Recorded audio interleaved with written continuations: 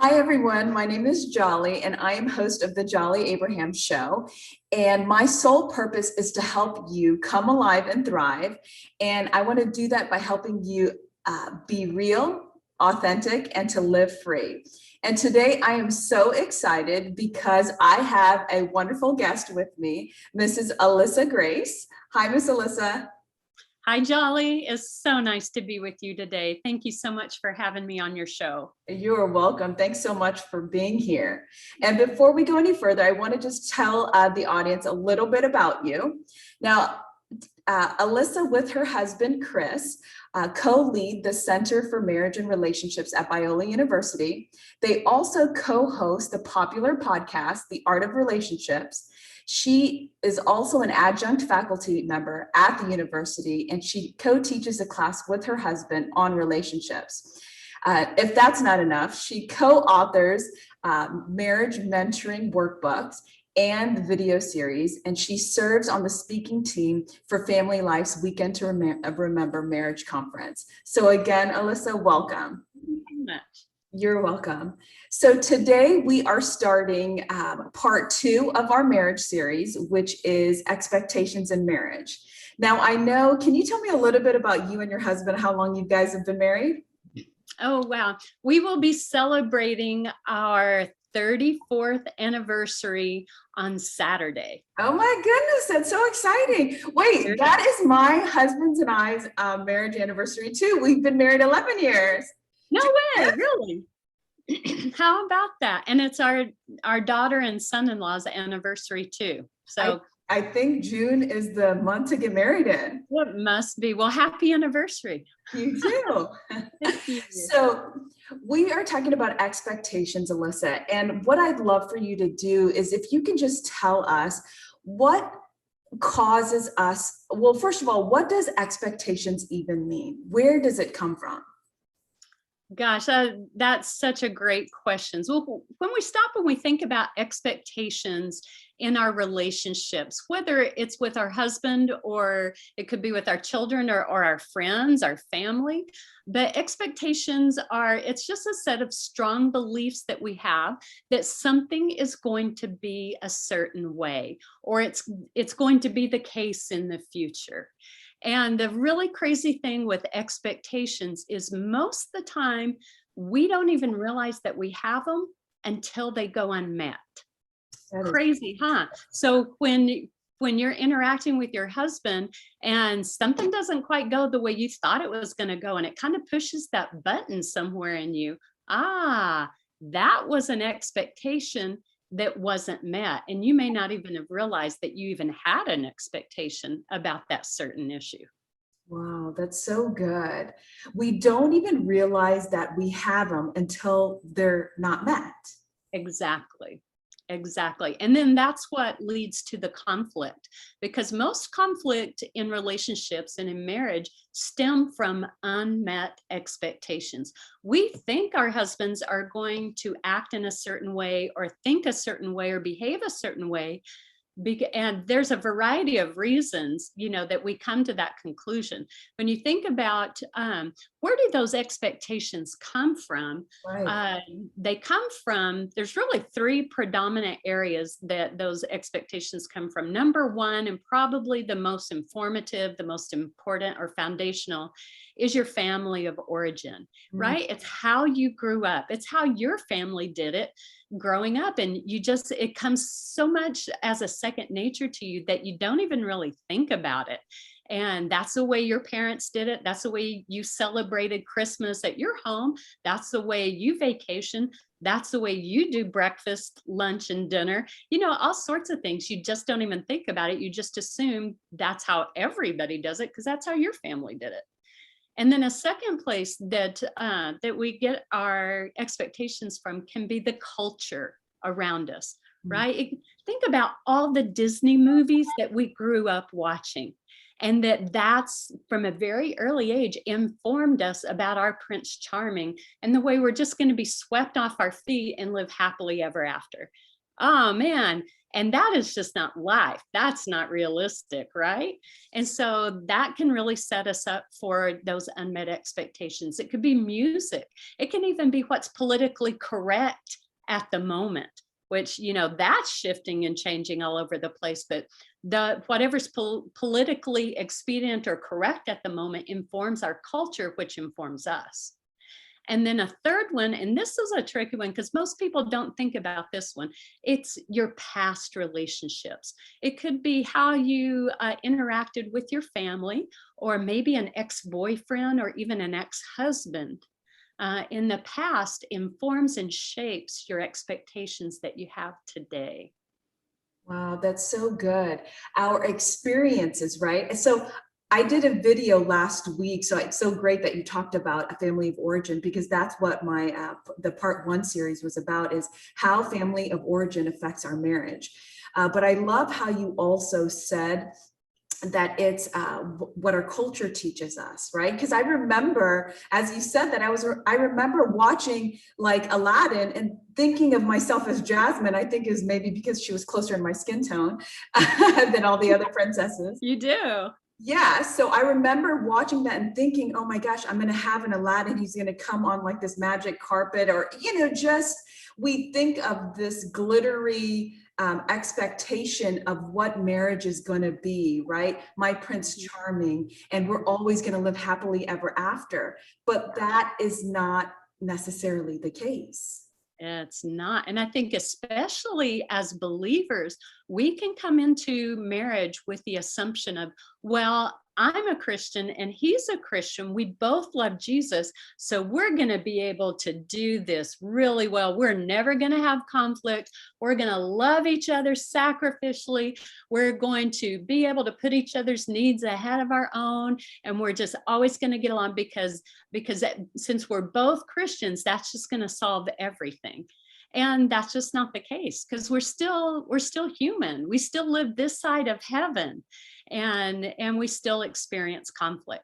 Everybody, and I want to make sure your listeners hear this, Jolly.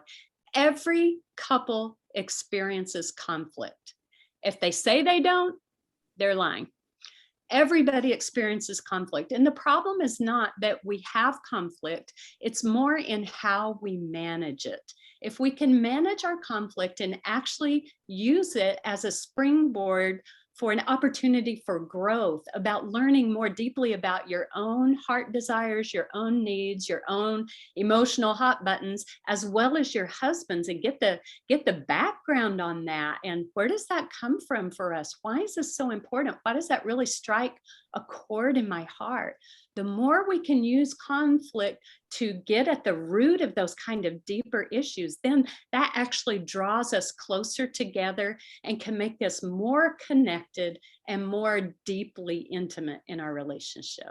So it's not the issue that we have conflict, it's how we manage it that makes the difference. Wow, that is so good. I love that. Now, can you speak to what are some of the most common expectations we have in marriage, right? I can hear you say, you don't know that it's unmet, or you don't know you have an expectation until it's unmet. But let's talk about what are the most common expectations we have in marriage. Wow. Well, let's talk about I have a blog where I outline about 12 of them, but let's talk about the top 6. Okay. This would be the ones that the marital experts believe that these are probably the top issues that most couples struggle with, unmet expectations. The first one, I think, well, the top 2 that I think everybody would guess would be money and sex. Right? So with money, it could be expectations regarding if one of you's a spender or one of you's a saver. It could be, hey, when we get married, are we going to join our bank accounts or have separate ones? Which one of us is going to manage our money? Some people have some really traditional marital roles in mind, and other people go with, hey, whoever's the best at money should manage our account. But you can see how that could be if you're coming in with different expectations, how that would lead to conflict. And then when you think of sex, that can range from anything from how often are we going to be sexually intimate? What's okay in the bedroom and what's not? What are you comfortable with? What are you not comfortable with? And how do we do non-sexual touch and intimacy? How important is that for one or the other? Because you could have somebody who's really kind of a touch me not that's married to somebody who really craves that physical touch. So you can see how that would lead to conflict. So money, sex are probably the top two, but rounding out those top ones would include extended family or in-law issues. Right? How much time are we going to spend with our in-laws? How much are we going to allow them to speak and participate in our relationship? How are we going to divide our holidays? Are we doing both Christmas and Thanksgiving with one family or the other? How do we divide that up equally? And then a fourth one might be kids. Issues surrounding children. How are we going to do discipline? What kind of education do we want to do for our kids? Do we want to do homeschooling, private school, public school? How are we going to do activities? How many activities for our kids are okay? Participate in everything, or do they just choose one per kid? So that kind of child care. Oh my gosh, how about that? Are you going to do like the wife is the traditional stay-at-home spouse? Do you want to be at home with the kids full time? Do you want a career? Maybe the husband is a stay-at-home parent. In this day and age, we actually have a son who is a stay-at-home dad while his wife works. So, that works for them. But that's something they had to really process. And then probably the top five, the fifth one to round out the top five would be work and school stress. That spillover stress from work, like how many hours are we going to work overtime? What if our job requires us to move to another part of the country? Are you okay with that? Or are you really committed to staying close to family and we just find another career, another job? Or both going to have full-time careers? Or is one going to be stay at home, one's going to work full-time? So that's money, sex, in-laws, kids, and work career stress. Those would probably be your top five. Because I've read the article, I wanted you to speak on one more. Could you talk about communication and conflict styles? Oh yeah, those are really important. Those can be really different for communication. You might have someone that is an internal processor. Like when it comes to conflict and unmet expectations, that internal processor might have to really stop and draw back and have some time alone to really decide what do I think about that? How am I feeling? Why is this pushing my button? And they may have to do that silently and internally, whereas an external processor might say, hey, let's get this out on the table. Let's talk it through. Let's just throw our ideas out there before they're even half formed, because that's how I, kind of winnow through the unimportant things and decide what I really think about it. Well, that can really overwhelm the internal processor. And for the external processor, they can feel like, wow, if you're not talking about it, then you're stuffing it, and that's not good. And that makes me afraid we're just going to avoid it and not get our conflict resolved. So you can see how those communication styles might be really different. And then conflict styles. Is one an avoider? Like, I don't want to talk about it. I'm just pretending like nothing's going on. I'm going to pretend like my feelings weren't hurt, or I'm not angry, and I'm just going to pretend everything's okay because I don't like conflict. It scares me. I don't know how to do it, so I'm just going to avoid it. Versus the pursuer. Let's talk about it. Let's get it out on the table and let's work this out right now. That could be a real difference for a couple, or if one is more passive aggressive, like, I'm not going to say that something you did bother me, but boy, I'm going to slam this cabinet door shut, or I'm going to be a little more sarcastic. Wow. Or I'm just going to give you the silent cold treatment so that I'm upset without actually telling you. That's passive aggressive versus someone that just is very direct and says, I can tell that you're upset about something. Have I done something to upset you, or have I made you angry or hurt your feelings? Can you just share with me what's going on? Because I need to know. And that can be really intimidating for somebody that is more of that internal processor avoider. And I say that from experience. That's me. That's my bent. And I wish it wasn't. And I've had to work really hard because my husband is the pursuer. He's much more direct. And when we were first married, Jolly, oh my gosh, I can remember that first year he had done something that had hurt my feelings. And I was more passive aggressive, kind of like, no, nothing's wrong. I'm fine. Well, I shut the cabinet door a little bit too hard. Let him know something was really wrong, right? But that night he was so great and gentle with me. He just pursued me very gently but persistently. And he said, Lisa, I can tell something's wrong. I can tell I did something. Can you please just tell me? Because if you don't tell me, I can't fix it. And I was just so afraid to, because I grew up in a home where if you spoke directly like that, especially with my dad, he would just get very defensive and turn it around and make it my fault. Well, at least that wouldn't have happened. I wouldn't have done that or said that if you hadn't have done this first. And so he could always take it and make it seem like it was my fault. So I learned pretty quickly that you just don't bring it up. You just avoid it. You don't address it, because it's just nothing's gonna get resolved. It'll just be my fault anyway, ultimately. So he actually took the time and really drew me out. And it took about 2 hours. And I can remember laying in bed and tears are just rolling down the side of my face into my ears. I so bad wanted to tell him. And so finally I got up the courage and I told him, when you came home and you didn't you greeted me at the door, but then you just went back in the bedroom and stayed back there for 30 minutes. That really hurt my feelings. It made me feel like you don't enjoy being with me, like you didn't miss me, or like I'm not important to you. And then that makes me worried that maybe you think you made a mistake and you don't really want to be married to me. Maybe you're unhappy. And see how it just spiraled down to the worst case scenario in my own mind, because I didn't express it. And he owned it really quickly, said, I know exactly what you're talking about. I could see when I came out, I could tell that your feelings were hurt, and I'm really sorry. I love you. And it actually had nothing to do with me. He's just overwhelmed at the end of the day. He needs about 15, 20 minutes to decompress. And it's like, oh, you mean it's not me? Wonderful. Okay, you know what? I can totally give you that 15, 20 minutes. Wow. That makes sense.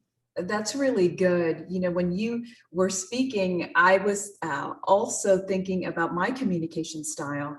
And I'm actually the opposite. Me and my husband are the opposite of you and your husband. I am the pursuer. And I actually thought most women are like that, right? We're very talkative. And we want to handle the issue because we want to deal with it and move on. But that's clearly, it's awesome because you're completely different than I am, and our husbands are the opposite. My husband is more of an avoider. He wants to keep the peace. So he wants to he'll just do anything to avoid conflict. Whereas I'm the pursuer, and what I wanted to ask you is there such thing as good expectations or bad expectations? Because, I'm thinking of the person who may be like type A, who just has high expectations of themselves, of others. And what do you have to say about that? I'm thinking, is this bad or is this good? Am I being too much? Or what's the story on that? What would you say? Yeah, I think that's a great question. And I think we have to pull back a little bit, and we have to do some introspection once we've realized that we do have an expectation, either it's of ourselves or of another person. And we have to do a little digging of where does that come from? And I really love going to really familiar scripture is Psalm 139. And I love this, Jolly, because in this chapter, King David spends the whole first 22 verses, if you remember, talking about how intimately acquainted the Lord is with his ways, right? He says, Lord, you know me so well. You know when I lie down, when I stand up, you know when I come and go, you know when there's a word on my tongue before I ever even speak it. You are intimately acquainted with all my ways. I love such intimacy there that he talks about with the Lord. But think about the last two verses. In verse 23, 24, he says, but search me, O Lord, and know my heart. Try me and know my anxious thoughts, and lead me in the everlasting way.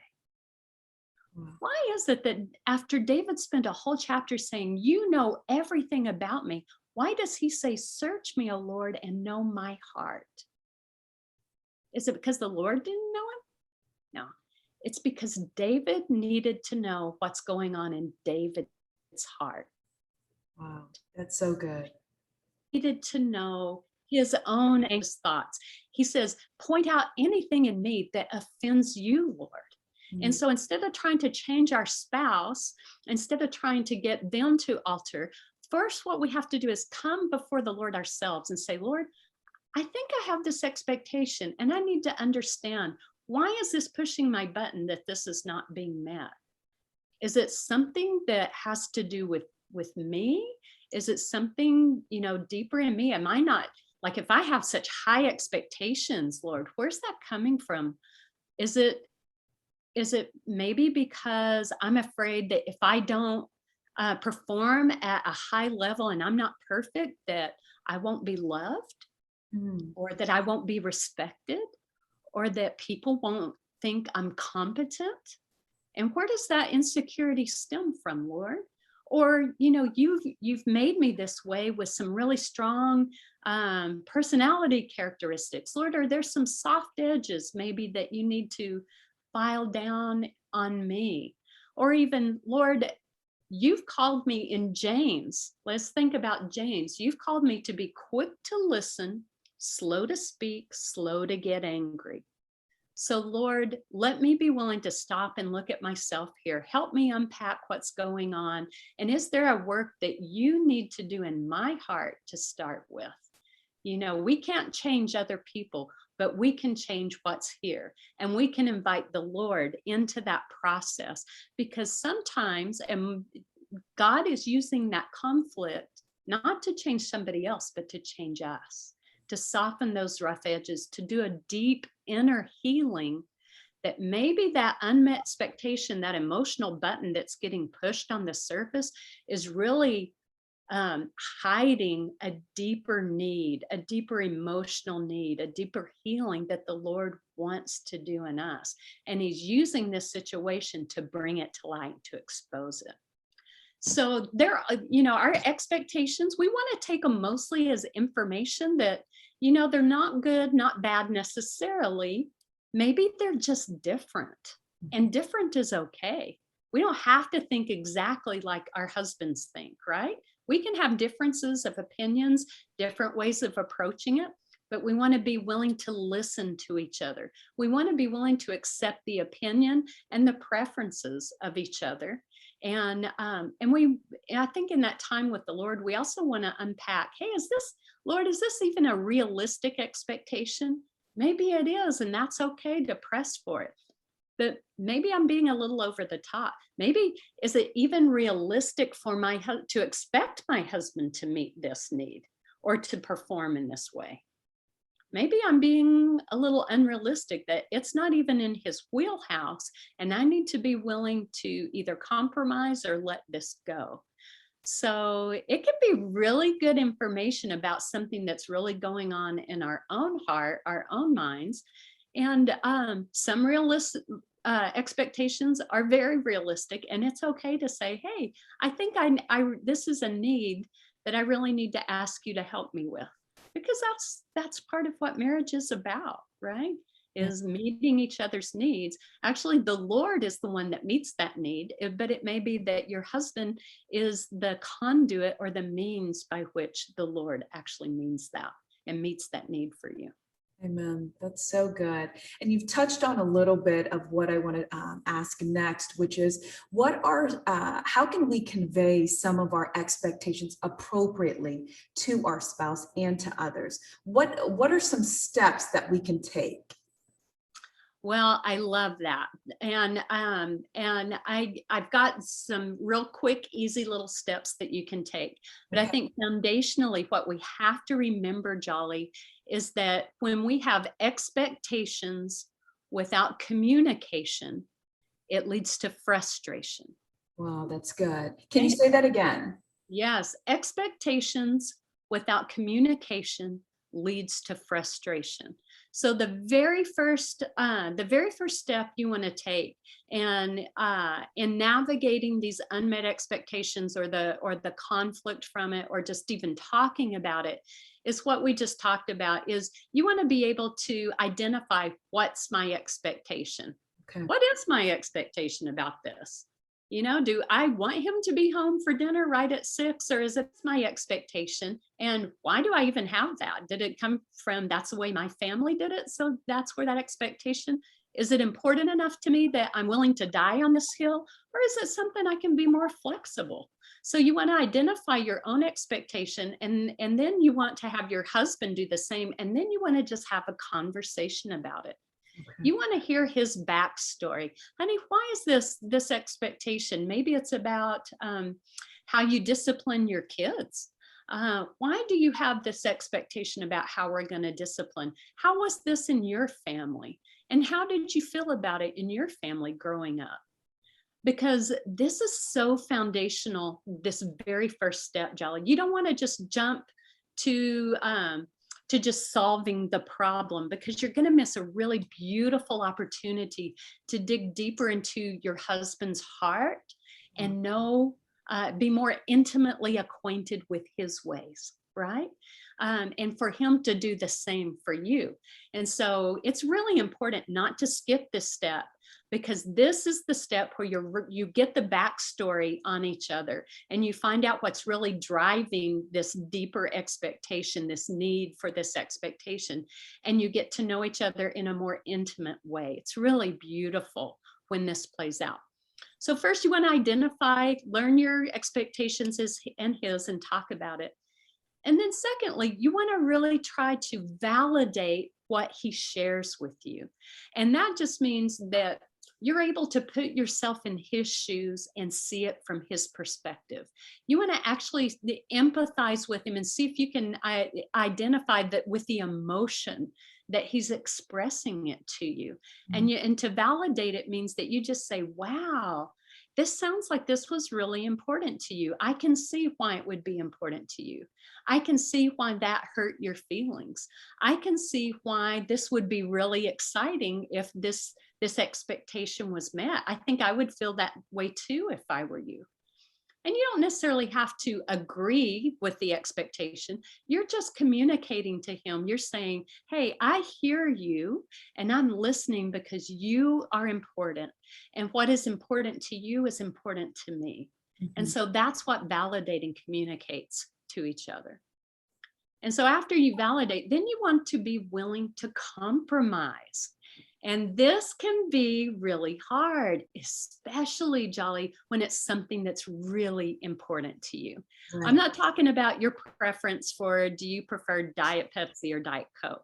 I'm talking about something that is really deeply important to you. It's a deeply held core value. And so being willing to compromise can be from those more trivial preferences, daily preferences, to those deeply held core beliefs. Actually, your core beliefs, let me restate that, because your core beliefs you should probably be in unison on. Those are really important. So just think of something that is more significant to you than just a daily preference. And you want to be willing to be able to put Philippians 2, 3, and 4 into practice. You're probably so familiar with this verse, Jolly. If you remember, it says, don't do anything from selfish ambition or empty conceit, but in humility, count others your husband as more important or significant than yourself.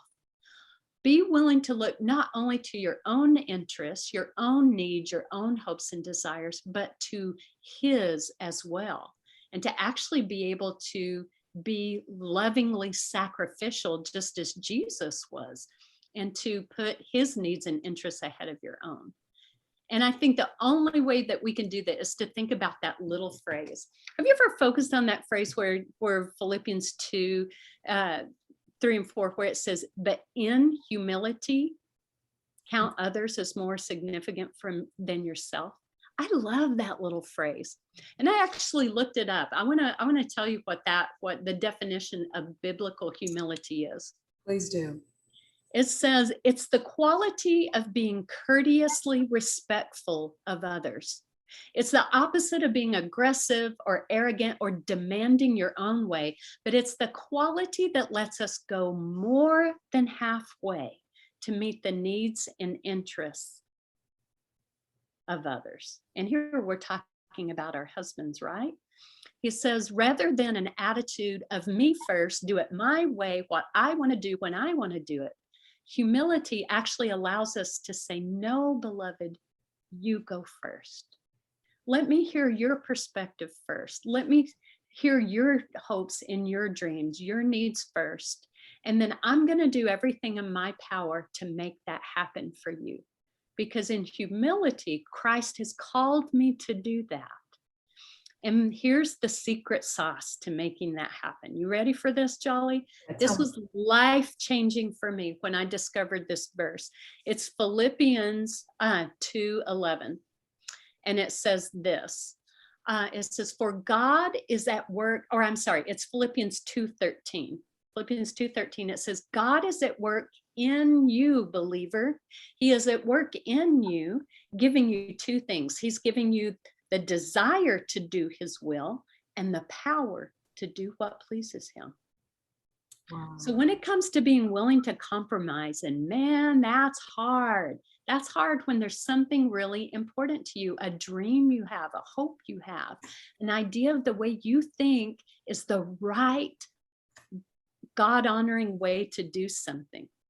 What he's calling us to do is to recognize that God is at work in us. We have the power of the Holy Spirit at work in us, giving us the desire to live out Philippians 2, 3, and 4. Wow. Yes, it's hard to put somebody else's interests ahead of your own and be okay with it and to do it with a happy heart. But it says that he gives us the desire. He plants that desire and that willingness in our own heart to do it. And then he enables us to actually live it out and do it. He does it in us and through us and for us. The question is, will we cooperate with his Holy Spirit and allow him to do that? Wow, that is so good. Isn't that life-changing? I don't have to muster up the wherewithal and the will to do it. Because if I try to do that and live this out in my own strength, I'm going to fail every single time. I get mad. I start hearing that voice that says, that's not fair. You deserve more, Alisa. You have your own hopes and dreams that need to be met. You don't want to be a doormat, this and that, this and that. And that enemy will just chirp those little things into the back of your mind. Yeah. Right? But it says God is at work. If you ask him to, he will give you the desire to be lovingly sacrificial and put your husband's needs and dreams ahead of your own. And the beauty is, if he's living a godly life, he's going to do the same for you. And suddenly, instead of you arguing to have your own needs met, demanding your own way, suddenly you're arguing to meet each other's needs. No, let's do it your way first. No, honey, let's do it your way first. That's the beauty of living in the power of the Spirit and actually experiencing it. I love that. So you're saying that we don't have to work hard at like trying to do something in ourselves, that we can, are you saying we just surrender to the Lord and just allow him and just like pray? I mean, what do we do when our expectations are not being met? Like tangible I'm things. going blank on the reference. James 1:15, 1:16. I'm sorry, I don't have it at the top of my recall here, but it says, be quick to listen, slow to speak, slow to get angry, right? So be quick to listen to his backstory. Be quick to validate that.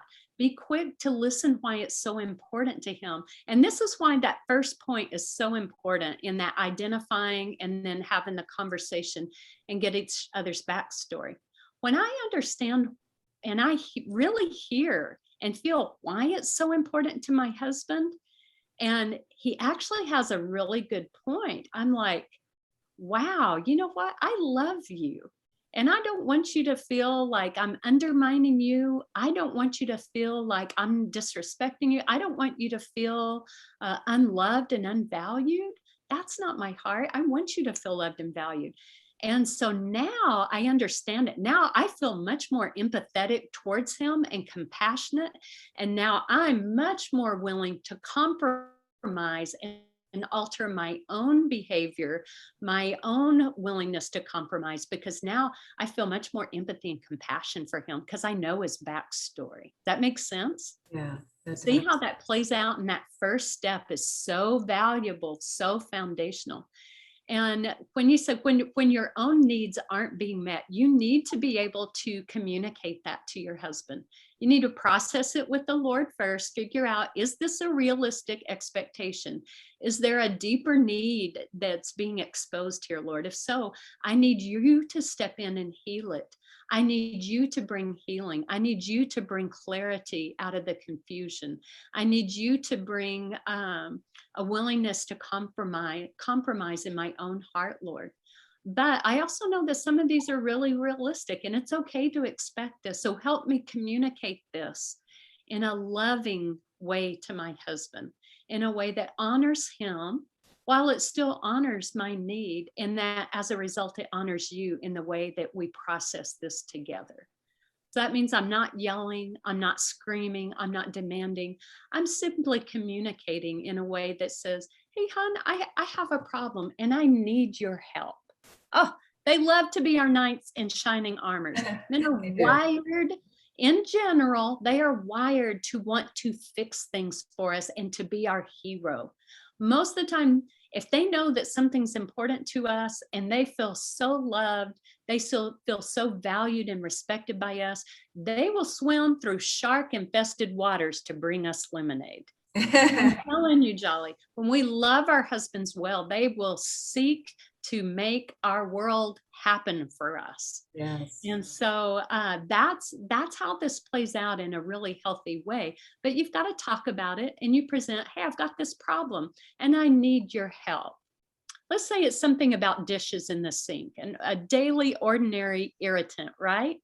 So I say, you know, hon, when I come home at the end of the day and I find all the dishes, dirty dishes just piled in the sink, that really just makes me feel like, and I know that you don't literally think this, but it makes me feel like you expect me to do everything. Like you expect me to do all the chores. And I know you don't really expect that, but it's just how that feels at that moment.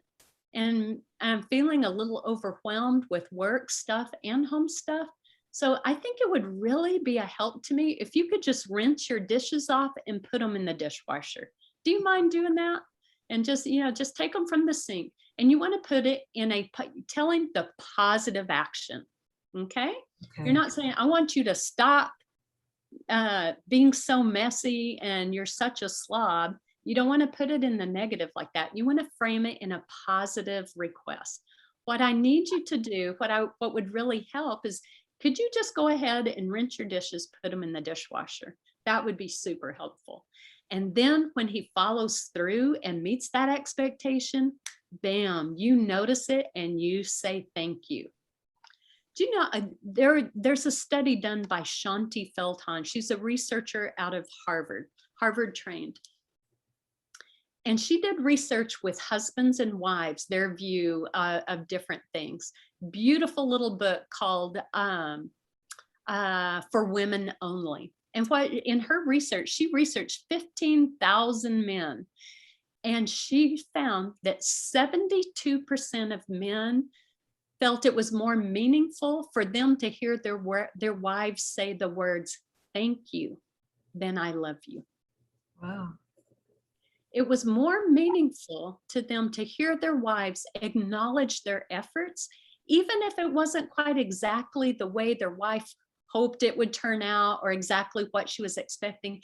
If she would at least acknowledge the effort and recognize that they actually did something and say, "Thank you, I appreciate that." That just moved their world for them and made them feel so valued and appreciated and loved. That's why it translates to, it's the same way as saying "I love you," is to say "Thank you, I appreciate you, I value and admire you." That's a lot of power that we wives have over our husband's sense of well-being, isn't it? It's to simply, when they meet the expectation that we asked them to, we notice it. Because we can be really quick to say, "Hey, you messed up. You didn't do something right." I'm thinking about some ladies who are engaged. They're excited. They're almost going to get married. What can you tell them about expectations in marriage? Like, how can you prepare for marriage realistically with expectations? Should you have none? Should you how does one prepare for marriage the right way so that they are not just like sideswiped? Yeah, that's great. Well, remember, everybody has expectations. It's not that they're good or bad necessarily. It's just you need to be aware of them and talk about them. Okay. Okay. And so when you talk about engaged couples or those that are seriously dating and thinking about getting engaged, let me draw this analogy. Just think, as you prepare for your driver's license, you take a class, right? You study the rules, the laws of the road. You take there's like 12 sessions in a driver's ed class that you have to do in order to get your driver's license, right? Well, it's even more helpful if you prepare for your marriage license. And the best way to do that is through premarital counseling. You can do pre-engagement counseling as well, but for sure premarital counseling. And this is why, Jolly, a really interesting study done by Scott Stanley, and it's what they called the Marriage Project. They found that couples who actually went through good preparatory premarital counseling lowered their risk of divorce by 30%. Okay, great. Statistically, that's huge. That's very significant when you're talking about research. 30% lower risk of divorce for those couples that go through premarital counseling. And so it's really, really important. And here's why. It's because when you go through premarital counseling, you're better equipped to develop a really healthy, happy relationship. You get an objective evaluation of your own preconceived ideas and expectations. A good premarital counselor will draw those expectations out, help you both identify them, and then talk through them. What are your expectations? How do you want to navigate them? Where might you need to compromise? Either take turns compromising or you equally give a little bit, right? Because when we talk about compromising, you want a win-win situation. If only one of you wins and one of you loses, then you both lose. So that counselor will help you get to that win-win situation, or to identify where you can equally compromise or take turns compromising. So, I know with me and my husband, we did like 2 or 3 counseling sessions before marriage. And honestly, they didn't really touch on expectations. I would have remembered, or I don't know if I was so in love that I just was like, whatever. But how long would you say is good? I know there's no magic number, but a good amount of sessions, how many would you recommend, or how many months of counseling before you get married? Yeah. Well, I would say probably a good time to start that would be a good 6 months before Okay. your wedding. Okay. Let's say if you've gotten, or at least 6 months. You probably don't want to wait in much longer than that. But even before we talk about how long, Jolly, we need to talk about who is doing your premarital counseling. Yes. If you're just going to, Joe Blow couple at your church because you know them, and maybe they haven't really been trained or equipped, certified to do premarital counseling, you may end up with, some helpful advice, but you're not going to get down to this really nitty gritty foundation that we're talking about.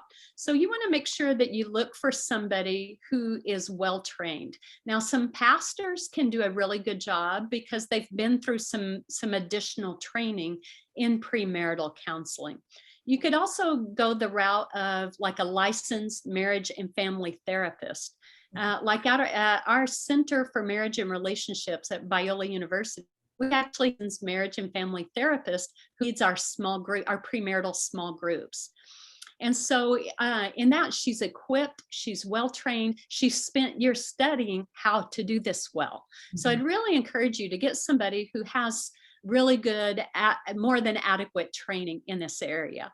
And let's see, so you want somebody who well-trained, and then like for our small groups, we do 7 to 8 sessions with our premarital couples.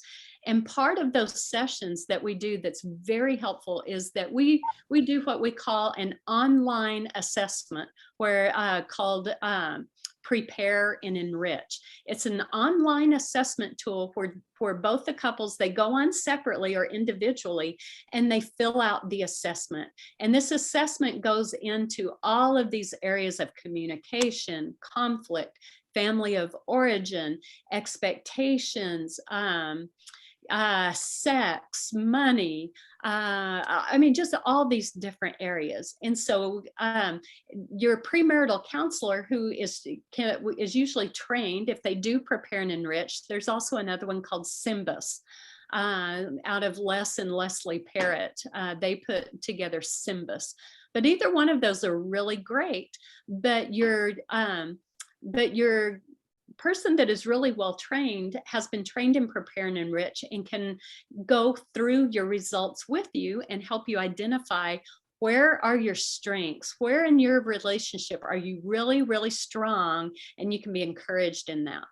It'll identify maybe some yellow lights that are just areas of concern that you might want to pay attention to, and that are areas of growth for you as a couple. You just want to be aware, hey, this is likely going to come up at some point in your relationship. You might have some conflict. So let's be aware of it, and let's even address it head on so you can be well prepared for that. So that's part of a good premarital counselor will use reliable research-based material, because there's a lot of research done out there that shows what really good qualities of a healthy Christ-centered marriage look like, and pull those out in your counseling. And then a good premarital counselor will also equip you to change your own unhealthy tendencies. Right? So not only as a couple, but yours as an individual, be aware of them, and then can help give you some guidance in how you can process that and work through that. So you're actually both of you coming in a much more healthy, stable, prepared, informed way into your marriage. Wow, that's fantastic. Well, Alisa, it was really so wonderful to chat with you, to glean wisdom from all your years of experience regarding expectations. Do you have any final thoughts or any words of encouragement that you can give maybe to that couple who just, I think of what you said about your husband, how he saw how something was bothering you and he kind of led the way. But what if you were in a relationship with maybe both of you guys are headstrong? You may both have high expectations. Not one is backing down. Like, what words of hope or encouragement can you give our audience before we? Well, again, I'm always going to go back to God's word of making sure you are both in a spiritually healthy place. You want to be in a good place yourself. We call it vertical marriage. There's actually a book out there by Dave and Ann Wilson. They are with Family Life, and they call it vertical marriage, meaning your marriage is not going to be good horizontally between you and me unless we are doing well vertically with me and the Lord first. And so I'd really encourage you that, you know, whether you're both headstrong or not, when you are walking closely with the Lord and the Holy Spirit is at work in your heart, He's going to be at work in you, giving you the desire and the ability to be softer, to be willing to compromise, to be willing to consider the other person ahead of yourself. And so if you're not willing to do that, the very first self and vertically, Lord, why am I unwilling to submit to you, first of all, and what you are calling me to do? What work do I need to do with you to let you make my heart more soft, more pliable, more loving, more in the image of Christ, my Savior? Because as I'm more in touch with the Lord and I'm walking close with Him, I'm becoming more and more Christ-like, right? Moving from glory unto glory. And as He does that work deeply in me, it's going to be evidenced in my relationship with my husband and with my wife. So think of your marriage and your relationship as evidence of your discipleship to Christ. How you live it out, how your attitudes, your behavior are evidence of your relationship with Jesus, first and foremost. And I'll close with this. I love this quote by Francis Schaeffer. And Schaeffer said this, I'll read it to you. It says, "It's in the midst of our differences or conflicts that we have a golden opportunity. When everything is going well and we're all standing around in a nice little circle, there's not much to be seen by the world. But when we come to the place where there are real differences and we exhibit uncompromised principles, but at the same time observable love, then there's something that the world can see, something that they can use to judge that these really are Christians and that Jesus has indeed been sent by the Father." In other words, when we learn to do conflict well, Jolly, we not only reap the benefits relationally, but we actually give a testimony to a hurting and broken world, to God's ability to come in and make redemptive changes, healing changes, uncompromised changes in our marriage, and it points to Him. So I love that. That's that golden opportunity. Anybody can do marriage well when it's going, you know, and firing on all cylinders, right? It's when we hit the rough patches and how we navigate that with uncompromised principles of doing the right thing before the Lord, and yet doing it with love, right? Doing it in a loving, soft way that we actually show the world Jesus really is who He said He is. He can really come into our relationship and make it completely different. If we will invite Him in, submit our own hearts to Him, let His Holy Spirit be at work in us, and we choose to cooperate with Him. I just love it, because when we do that, Jolly, we not only point to the Lord, but it's when we are aware of our own expectations as well as our spouses, and we show that willingness to compromise in humility, in that biblical humility, to put our mates' preferences ahead of our own, we're going to avoid the frustration and pain of unmet expectations, and we're actually going to end up building a stronger, closer marriage. And don't we all want that? Yes. I love it. I love it. When we do it God's way, it really does work better. The science and the research proves it. It's evidence of it. I love that. That is so beautiful. Thank you so much for just being here today and just for teaching us about what expectations are, just, the most common expectations, how to communicate properly, how to go to God first with our expectations, and just bringing them before the Lord, saying, is it realistic? Is it not? Is there a deeper issue? I love that. And then how to approach our spouse or other people regarding expectations, and right, just speaking to them clearly and honestly and directly. We don't have to be unkind, right? When we say expectations, it's just being clear and kind when we deliver and speak on what we expect. I mean, I love it. Thank you so much, Alisa, for being here. Oh, I love it. I love what you just said too, Jolly. It's not necessarily what you say, but the way you say it, right? Paul calls us to speak the truth, but in love. Yes, that is so true. Right? So if all we have is truth without love, then it's too harsh and our partner can't receive it. It's going to back them into the corner and make them feel defensive. Right? So we need to speak truth, but do it lovingly and with kindness. The way you would speak to an acquaintance, if you would speak with kindness and measuredness and self-control to an acquaintance, someone you don't know very well, you should certainly be speaking to your loved ones that way. But then he also says to speak the truth with love. If all we do is speak lovingly, but we don't ever speak the truth and be honest about what's going on, well, then that's just very surface and shallow. And that's not a very real intimate relationship. It's very superficial.